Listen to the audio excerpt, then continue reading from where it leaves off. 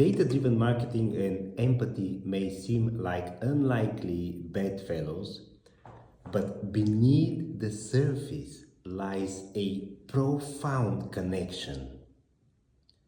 While data-driven marketing is often associated with analytics and optimization, its true power lies in its ability to uncover insights into human behavior and emotions. By analyzing data points, marketers can gain a deeper understanding of their audience's needs, preferences, and pain points, enabling them to craft more personalized and empathetic campaigns.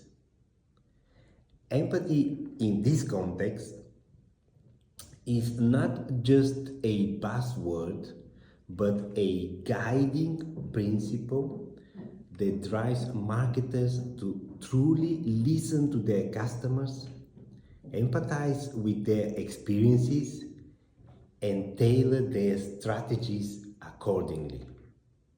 In essence, data-driven marketing becomes a conduit for empathy, bridging the gap between brands and consumers in a meaningful and impactful way.